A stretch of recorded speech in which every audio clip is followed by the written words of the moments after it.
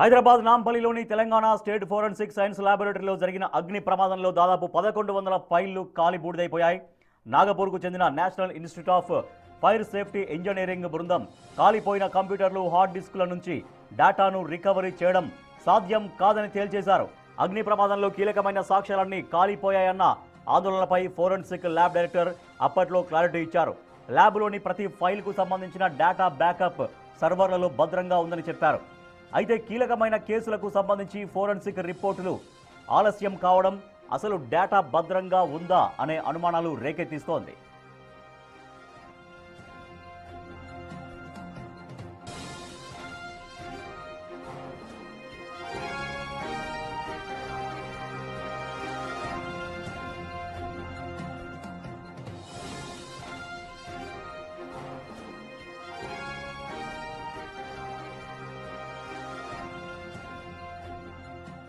హైదరాబాద్ నాంపల్లిలోని Telangana state forensic science ల్యాబొరేటరీలో జరిగిన అగ్ని ప్రమాదంలో దాదాపుగా 1100 ఫైళ్లు మొత్తం కాలి బూడిదైపోయాయి.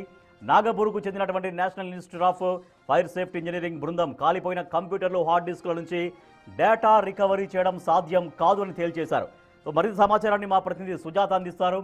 సుజాత, డేటా రికవరీ కాకపోతే చాలా వరకు దాంట్లో ఉన్నటువంటి ఫైల్స్లో ఎన్నో కీలకమైనటువంటి ఫైల్స్ ఉంటాయి. కీలకమైన కేసులకు సంబంధించినటువంటి ఆ ఇష్యూ టోటల్గా ఆ సమాచారం లేకపోతే వాటి ఇన్వెస్టిగేషన్ ఎట్లా జరిగే అవకాశం ఉంటుంది? సో ఆ ఇన్వెస్టిగేషన్ ఎంతవరకు దెబ్బతినే అవకాశం ఉంటుంది? డేటా రికవరీ సాధ్యం కాదు అని ఎందుకు కన్ఫర్మ్ చేసేశారు?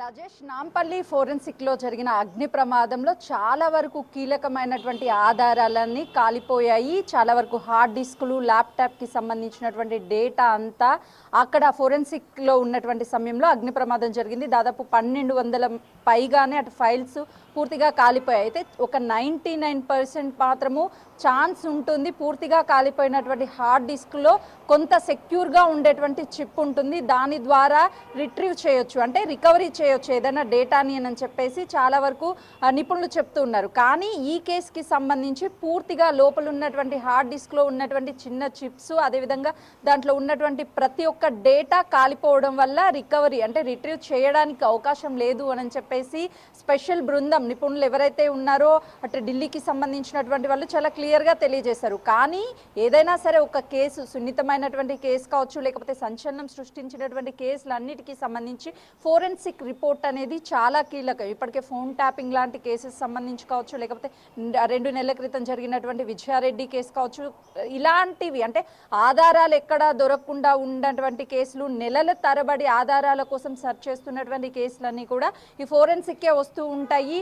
అందులో ఉన్నటువంటి మొబైల్లో కావచ్చు, ల్యాప్టాప్లో ఉన్నటువంటి ఆ డీటెయిల్స్ ఆధారంగా ఎక్కడైనా ఈ కేసులో ఎవిడెన్స్ బయటకు వచ్చే అవకాశం ఉంటుంది అని భావిస్తారు. కాబట్టి ఫోరెన్సిక్కి పంపిస్తారు. అలాంటి ఫోరెన్సిక్లోనే అగ్ని ప్రమాదం జరిగి ఫైల్స్ అన్ని దగ్నమయ్యాయి. అంటే చాలా కేసెస్లో మీరు చూస్తే నేర ఆరోపణలు ఎదుర్కొంటున్నటువంటి వ్యక్తులు ఒకవైపు మేము నేరం చెయ్యలేదు అని చెప్తారు, కానీ కొంత ఎవిడెన్స్ మార్చి మమ్మల్ని జైలుకి పంపించారు, మా మీద అనవసరమైనటువంటి సెక్షన్స్ పెట్టారు అని వాళ్ళు ఆరోపిస్తూ ఉంటారు. అలాంటి వాళ్ళకి కోర్టు కొంత సమయం ఇస్తుంది.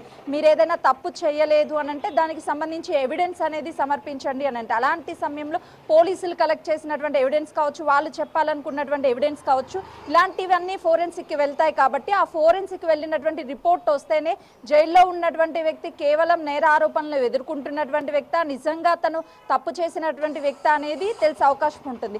చాలా మంది తప్పు చేసినటువంటి వాళ్ళు సాక్ష్యాలు దొరక్క ఇంకా బయట ఉన్నటువంటి వ్యక్తులు ఉంటారు. అంటే నిందితులకి శిక్ష పడాల్సినటువంటి వాళ్ళు కూడా ఈ ఆధారాలు దొరక్క బయట ఉన్నటువంటి వాళ్ళకి కొంతవరకు ఇలాంటి జరగడం మంచిగా అనిపించవచ్చు. కానీ ఎవరైతే అభియోగాలు ఎదుర్కొంటున్నటువంటి వాళ్ళు శిక్ష అనుభవిస్తూ ఉన్నారో వాళ్ళు మాత్రము చాలా వరకు ఈ కేసు మీద ఆధారపడి ఉంటారు. కాబట్టి అంటే ఎవిడెన్స్ల మీద, సో అవన్నీ కాలిపోతే పరిస్థితి ఏంటి? కాబట్టి ఇలాంటి కేసెస్కి సంబంధించి ఫోరెన్సిక్ వెళ్ళేటువంటి రిపోర్ట్ నుంచి వచ్చేటువంటి రిపోర్ట్ చాలా కీలకం ప్రతి కేసుకి.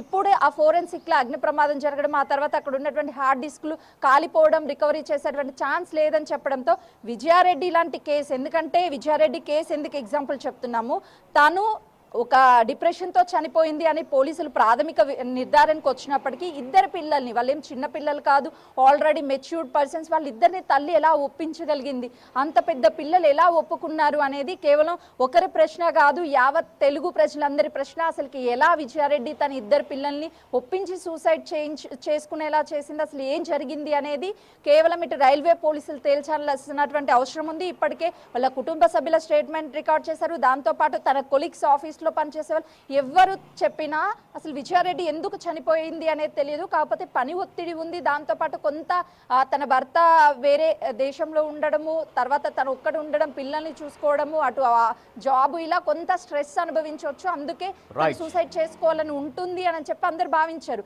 కానీ అసలు పిల్లల్ని ఎలా ఒప్పించింది అనేటువంటి కేసుకి సంబంధించి నిజ నిజాలు నిర్ధారణ అవ్వాలి అంటే ఫోరెన్సిక్ అప్పుడు చాలా ఇంపార్టెంట్. ఇక నుంచి ఈ ఫోరెన్సిక్ రిపోర్ట్లో కాలిపోయినటువంటి, అంటే అగ్ని ప్రమాదంలో కాలిపోయినటువంటి అన్ని ఫైల్స్కి సంబంధించి మళ్ళీ వాళ్ళ స్టేట్మెంట్ ఏమన్నా తిరిగి రికార్డ్ చేసి కేసుని రీఓపెన్ చేసి మళ్ళీ ఆధారాలను ఏమన్నా పోలీసులు అన్ని కేసులు ఏమన్నా ఎవిడెన్స్ కలెక్ట్ చేస్తారా, ఏ విధంగా ముందుకు వెళ్ళబోతున్నారు అనేది కూడా చూడాలి. Rajesh. Right, thank you Sujatha. చాలా వరకు కీలకమైన కేసులు, అత్యంత ముఖ్యమైన కేసులు ఉంటాయి.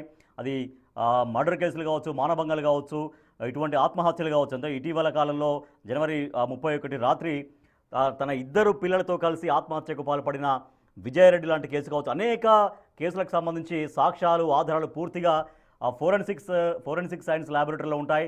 అక్కడ ఇచ్చేటువంటి నివేదిక ఆధారంగా ఫర్దర్గా ఇన్వెస్టిగేషన్ కొనసాగుతుంటుంది చాలా కేసెస్లో. సో ఇప్పుడు జరిగినటువంటి ప్రమాదంలో, ఇటీవల జరిగినటువంటి ప్రమాదంలో చాలా కీలకమైనటువంటి ఫైల్స్, దాదాపుగా 1100 ఫైల్స్ పూర్తిగా దగ్ధమైపోయినట్టుగా. సో అక్కడి నుంచి ఇంకా వాటిలో నుంచి సమాచారాన్ని మళ్ళీ తిరిగి పొందలేము అని దాదాపుగా చెప్తున్నట్టుగా తెలుస్తోంది. నాగపూర్ నుంచి వచ్చినటువంటి national institute of fire safety engineering బృందం కూడా తేల్చి చెప్పింది ఆ డేటా మొత్తం రికవరీ దాదాపుగా సాధ్యం కాదు అనేసింది. సో దీంతో ఆ కేసుల విచారణ ఎట్లా కొనసాగే అవకాశం ఉంది? అనేక కేసులు ఉంటాయి, మర్డర్ కేసులు కావచ్చు, మానభంగాల కేసులు కావచ్చు, ఇవన్నీ కూడా ఇక వాటి విచారణ ఏ రకంగా ముందుకు వెళ్తున్నది ఇప్పుడు ఒక బిగ్ క్వశ్చన్గా కనిపిస్తూ ఉంది.